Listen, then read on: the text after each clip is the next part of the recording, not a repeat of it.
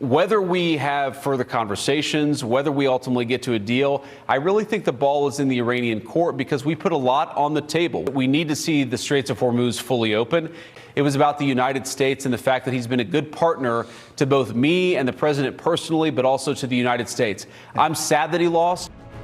As President Trump blockades the Strait of Hormuz, Vice President Vance publicly declares the U.S. actually wants it reopened immediately. U.S. Vice President delivers a major reaction after the worst possible week of his entire political career so far. Vance presides over two of Trump's biggest foreign policy disasters unfolding simultaneously across multiple global hotspots. On day one of Trump's Iran naval blockade, Vance provides latest update on stalled diplomatic negotiations. Vance expresses cautious hope after returning completely empty-handed from high-stakes meetings in Pakistan. Trump suffers second foreign policy embarrassment as close friend Viktor Orban dramatically loses after 16 years in power. Hungary votes out Orban decisively, handing surprise election victory to challenger Peter Magyar. J.D. Vance had recently visited Hungary specifically to campaign alongside and boost Orban's re-election bid. Vance defends controversial Budapest visit, claiming he went purely to show personal loyalty rather than influence the election outcome. I think it was the first time that you had ever seen the Iranian government, the U.S. government meet at such a high level, maybe in the history of the current leadership of Iran. So that's, I think, a positive. And again, we did make some progress in the negotiation.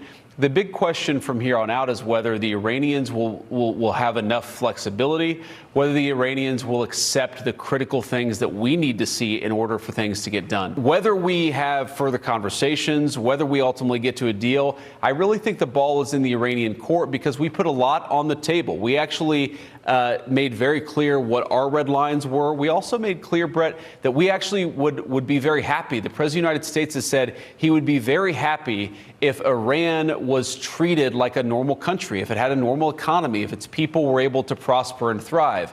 But in order for Iran to be a normal country economically, it's going to have to be a normal country from the perspective of not pursuing a nuclear weapon, and it's going to have to be a normal country from not pursuing terrorism. And so there really is, I think, a grand deal to be had here, but it's up to the Iranians, I think, to take the next step. Is that we need to see the Straits of Hormuz fully open. And this is, frankly, one of the things where the Iranians tried to move the goalposts during the negotiation. We made very clear that that's unacceptable. We came to the negotiations saying the United States, what we've given here is a ceasefire. We've stopped bombing the country.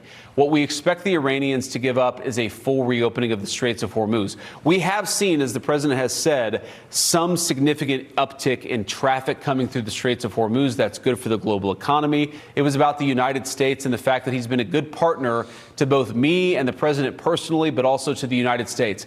I'm sad that he lost. We'll work very well, I'm sure, with the next prime minister of Hungary. But it wasn't a bad trip at all because it's worth standing by people, even if you don't win every race.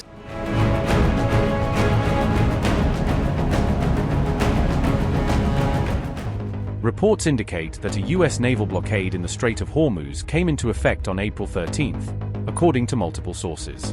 U.S. naval forces have reportedly begun restricting vessels from entering or departing ports associated with Iran. A White House official confirmed to CNBC that the blockade in the Strait of Hormuz is now operational.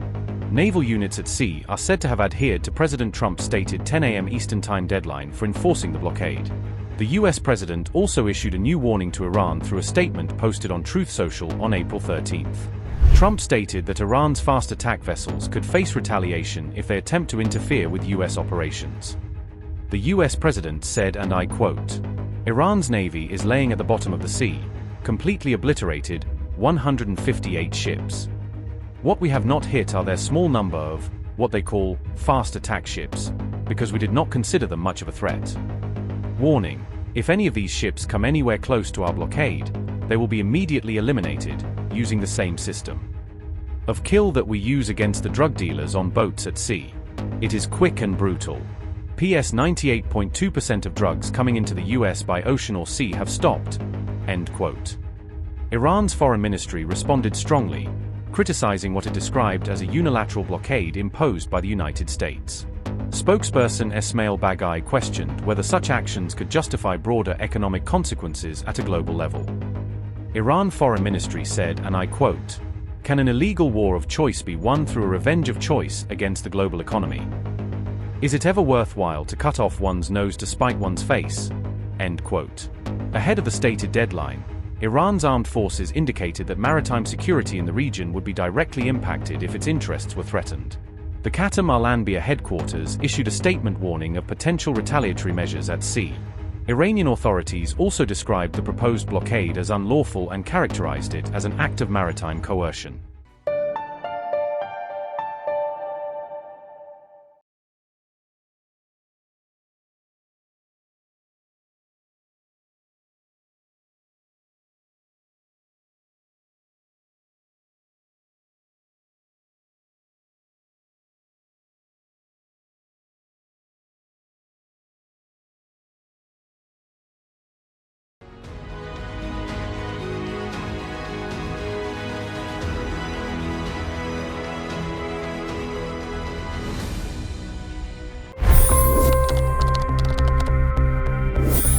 $25 crore गरीब गरीबी को परास्त करके बाहर निकले। For the good of our nation, let's work together and let's truly make America great again. The fastest news breaks. Requested PM saying that we will have to speak to Putin and to Zelensky.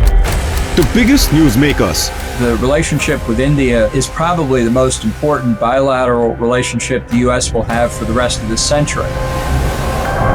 The capital delivered quite an election result today. Expert analysis.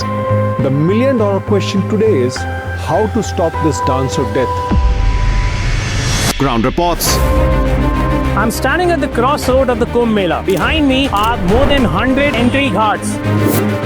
Long-form interviews. Exclusionary politics is reflected in Manipur case as well. You don't bother because this is a small state.